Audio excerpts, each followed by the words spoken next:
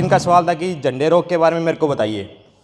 हमारी एक सबसे बड़ी प्रॉब्लम क्या है कि जी अगर हमारे खेत के अंदर सुंडी आ जाती है तो हम सीधा मार्केट में भागते हैं कि उस सुंडी को मारे कैसे, कौन सी दवाई लेके आएँ, ना कि उस सुंडी के बारे में जानते हैं। 2-4 टेक्निकल नाम हमारे हाथों पे रटे होते हैं, वो अपने लिए ला करके स्प्रे कर दी, 10-12 दिन के लिए सुंडी मर गई, फिर से वो जिंदा हो जाती है क्योंकि अपन ने उस सुंडी के बारे में पढ़ा ही नहीं। ये सेम कारण हुआ था हमारा गुलाबी सुंडी के बारे में। उस सुंडी के बारे में हमने जाना ही नहीं और उसका इतना भयंकर नुकसान हो गया कि अब एक मेजर जो समस्या है वो बनी हुई है और काफ़ी सारे जो वैज्ञानिक है उसको कंट्रोल करने में लगे हुए हैं, लेकिन फिर भी वो कंट्रोल नहीं हो रही है। जैसे कि इन्होंने बताया कि झंडा रोग के बारे में बताइए।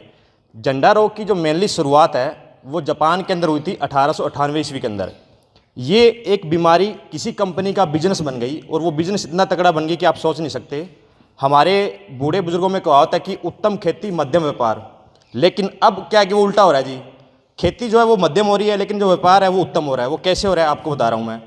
वहाँ के जापान के अंदर जो साइंटिस्ट थे उन्होंने धान की खेती लगा रखी थी, तो उन्होंने देखा कि कुछ एक प्लांट जो है वो नॉर्मल हाइट से काफ़ी ऊंचे दिखाई दे रहे हैं। तो वो अपनी लैब के अंदर उखाड़ के लेके आए, उन्होंने चेक किया बारीकी से कि इसके अंदर जिब्रेलिक एसिड की जो मात्रा है वो ज़्यादा हो रही है। जिब्रेला फ्यूजिक्रोई एक फंगस या जीन है जिसके कारण ये जो हमारा बकानी रोग है, झंडा रोग है, जिसे आप फुट रोग भी बोल देते हो, वो फैलती है। उन्होंने क्या किया कि इस बीमारी को कंट्रोल नहीं किया। एक बड़ी फेमस कंपनी है, ऑन द रिकॉर्ड भी हो रहा है, शायद ये आप बात काट देंगे, अभी तो आप ऑफलाइन बात कर रहे हैं। वो जो वैज्ञानिक थे उसी कंपनी के वैज्ञानिक थे जिन्होंने उतने हाइट वाले जो पौधे हैं वो वहाँ से उखाड़ के लेके आए थे। उन्होंने क्या देखा कि इसके अंदर जिब्रेलिक एसिड की जो मात्रा है वो ज़्यादा पाई हुई है, तो उन्होंने क्या किया कि उसी जिब्रेलिक एसिड को बोतल में बंद करके अपने मार्केट के अंदर सेल कर दिया। हर साल जिब्रेलिक एसिड अपने इंडिया के अंदर करीबन 14 करोड़ का सेल होता है। इसे बनाने के लिए करीबन हमारा 1.5 करोड़ की जो लागत है वो आती है, बाकी सारा का सारा आप कमाई सोच सकते हो। ठीक है जी। अब हम बात करते हैं कि झंडा रोग की जो रोकथाम हम कैसे कर सकते हैं। सबसे पहले इसके अंदर हमारी कल्चर प्रैक्टिस रहती है, ना कि कोई फंजीसाइड रहता है या कोई अदर टेक्निकल रहता है। जिन किसानों ने बासमती 1401 की जो ट्रांसप्लांटिंग है वो 20 जून के आसपास की है, वहाँ पर आप देखोगे 3 से 4% जो आपको झंडा रोग है वो दिखाई देता है। जिन किसानों ने जो ट्रांसप्लांटिंग है वो 25 जून के बाद की है, वहाँ पर आपको 2 से 2.5% दिखेगा, और जिन्होंने 1 जुलाई से ट्रांसप्लांटिंग की है वहाँ पर 1 से लेकर 1.5% जो बकानी रोग है वो दिखाई देता है।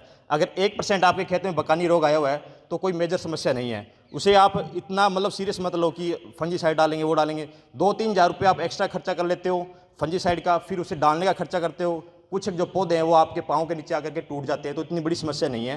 तो सबसे पहले जो हमारी कल्चर प्रैक्टिस वो है कि आपको जो ट्रांसप्लांटिंग की डेट है वो आपको ध्यान रखनी है। किसान साथियों, अक्सर क्या है कि 15-20 तारीख हो गई, उसके बाद में कहा कि पड़ोसी ने धान लगा दिया, चलो हम भी स्टार्ट कर देते हैं। दूसरा इसके अंदर रहता है बासमती के अंदर कि आप जो नर्सरी है वो 30 से लेकर 35 दिन से बड़ी ना लगाएं। कारण क्या होता है कि आपकी तो चलो यहाँ ज़मीनें अच्छी है, मेरे ज़मीनों में 35 दिन से पहले पनीर तैयार नहीं होती, लेकिन कुछ एक ज़मीनें मैंने ऐसी देखी है जहाँ पर 25 दिन में पनीर तैयार हो जाती है। उन खेतों के अंदर जिनके यहाँ लेट पनीर तैयार होती है उनका कोई गलती नहीं है, लेकिन जो किसान साथी जिनके यहाँ 25 से लेकर 30 दिन में पनीर तैयार हो जाती है और वो पनीर को बड़ा करके लगाते हैं अपने खेत में, फिर होता क्या है कि जैसे आप पनीर को उखाड़ते हो, जड़ों का जो विकास है वो ज़्यादा हो जाता है। उखाड़ने के बाद कुछ जो जड़ें हैं पौधे में से टूट जाती है। जैसे ही हमारी लेबर उसको ट्रांसप्लांट करती है वो नई मिट्टी के अंदर आता है, तो टूटी हुई जड़ के ऊपर जो फंगस है फुजेरियम वो लगना स्टार्ट हो जाती है। उसके बाद में वो जो बूटा है अपना बकानी का जो रूप है वो ले लेता है। यहाँ पे एक बात नोट करने वाली है कि बासमती के अंदर ही बकानी क्यों देखा जाता है, बाकी की वैरायटियों में नहीं आता। ये फुजेरियम फंगस बाकी की वैरायटियों में भी लगती है, ऐसी बात नहीं है। ये सबसे बड़ी मेजर कारण है कि यार बासमती में क्यों आता है। अपने को ये पता है कि झंडा रोग आ गया, फलाना टेक्निकल 3-4 टेक्निकल है वो हमारे रटे हुए हैं या हमारे जैसे लोगों ने वो रटा दिया आपको, वो आप डाल देते हो। लेकिन ये बासमती में क्यों आता है, कोई किसान नहीं पूछता किसी भी डॉक्टर से कि जी मैंने पिया लगा रखी उसमें नहीं आया, लेकिन बासमती में क्यों आया। अगर ये सवाल आप उससे पूछने लग जाओ ना, फिर पता लग जाए कि हाँ एक्चुअल बंदे का तो दम है, अपना प्रोडक्ट बेचने आया है। कारण आपको मैं बता देता हूँ। मैंने जैसे कि आपको बताया कि फुजेरियम फंगस इफेक्ट करती है इसको। ये एक ऐसी फंगस है जो 15 तरह के जो एसिड है प्लांट के अंदर वो बनाती है। मेनली 2 ही तरह के एसिड है जो बासमती अपने अंदर सहन नहीं करती, वो है अपना फुजेरिक एसिड व जिब्रेलिक एसिड। उन दोनों एसिड के कारण वो जो हमारी बासमती है अपनी अपर जो हाइट है वो ले लेती है। बाकी कोई भी वैरायटी हो, पीआर की हो या हाइब्रिड की हो, उसके अंदर ये 15 के तरह के जो हमारे एसिड बनते हैं जो फंगस फैलाती है, वो एसिड अपनी वो वैरायटी सहन कर लेती है। सबसे मेजर कारण यही है किसान साथियों। दूसरा हमारा था यूरिया के ऊपर। जैसे कि प्रगट भाई ने बताया कि 45 किलो का बैग आता है तो करीबन 40% यूरिया है, तो 20 किलोग्राम 700 ग्राम 20 किलो 700 ग्राम के आसपास जो नाइट्रोजन है वो एक बार के अंदर जाती है। लेकिन बाकी का जो 25 किलो मटेरियल बच गया उस यूरिया के अंदर, वो काफ़ी हानिकारक होता है। उसमें बारीक जो यूरिया आती है उसमें 1% तो ब्यूरेट होता है, जो मोटी यूरिया आती है उसके अंदर 1.5% ब्यूरेट होता है।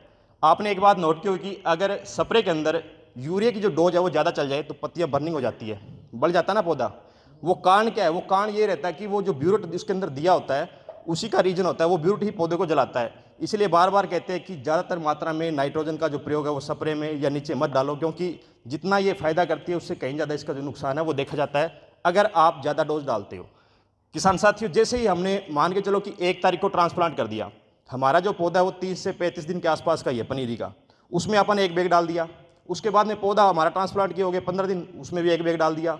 उसके बाद में फिर हमारा 40 से 45 दिन का हो गया ट्रांसप्लांट के बाद, उसमें भी 1 बैग डाल दिया। ये किस बात का गणित है या क्या लॉजिक है कि जब पौधे का जो हाइट है वो छोटी थी, जब उम्र कम थी, फिर भी आप 1 बैग डाल रहे हो, जब पौधे की थोड़ी सी उम्र बड़ी होगी फिर भी आप 1 बैग डाल रहे हो। वो नीड नहीं है। ये सेम बात अपने पे लागू होती है। अगर कोई छोटा बच्चा है, स्टार्टिंग में 2 रोटी खाएगा, उसके बाद में बड़ा हो गया तो 2 रोटी से थोड़ी ना काम चलेगा उसका, उसकी जो डोज है अपने को बढ़ानी पड़ेगी। स्टार्टिंग के अंदर यूरिया डालने का आपको तरीका बताता हूँ। जिन्होंने बताया कि एक फॉर्मूला है जिससे आके आप दिन वगैरह जो घटा सकते हो, आपको मैं सिंपल सा तरीका बताता हूँ। अगर आप 3 बैग डाल रहे हो, 3 बैग के आप 4 हिस्से कर लो। सबसे पहला तो फॉर्मूला ये है, करीबन 33 किलोग्राम का जो एक हिस्सा है वो आ गया 3 बैग का, वो आप ट्रांसप्लांट करने के पहले सप्ताह के अंदर डाल दो। उसके बाद में जो दूसरा यूरिया है वो आप 15 से लेकर 18 दिन के आसपास डाल दो, सेम 33 किलोग्राम। उसके बाद में तीसरा जो यूरिया है वो 35 दिन के आसपास, और जो लास्ट हमारा यूरिया है वो 42 से लेकर 48 दिन के आसपास पहुंच जाता है। 48 दिन में यूरिया उसी वैरायटी के अंदर कंप्लीट करें जो पकने में ज़्यादा समय लेती हो। जो वैरायटी पकने में कम समय लेती हो उसका आप 40 से लेकर 42 दिन के आसपास जो यूरिया है वो कंप्लीट कर सकते हो।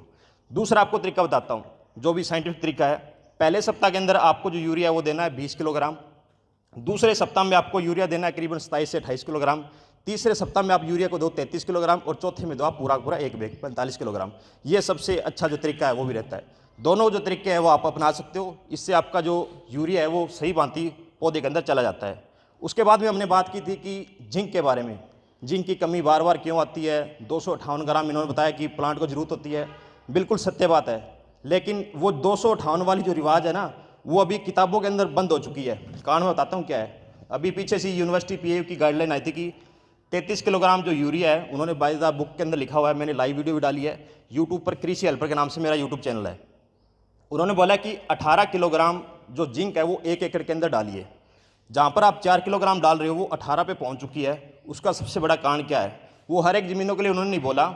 जिन ज़मीनों का जो पीएच मान है वो 7.5 से ज़्यादा हो चुका है, उनके लिए वो जो जिंक है वो रिकमेंड की गई है।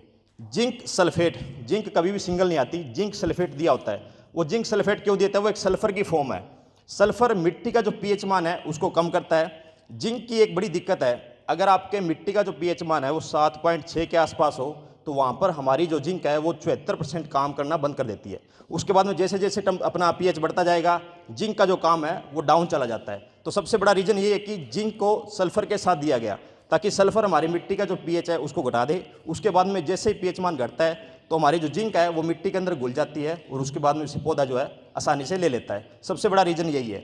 जिन किसानों का यहाँ जो मिट्टी का पीएच मान, अगर आपने मिट्टी टेस्ट कराई है वो 7.5 से ज़्यादा या 8 के आसपास है, तो आप जिंक के साथ कृपया करके 3 किलोग्राम जो सल्फर है वो अवश्य डालें, ताकि आपका जो पीएच मान है वो लेवल हो जाएगा। उसके बाद में आपके खेतों में जो जिंक है वो अच्छे तरीके से काम करेगी।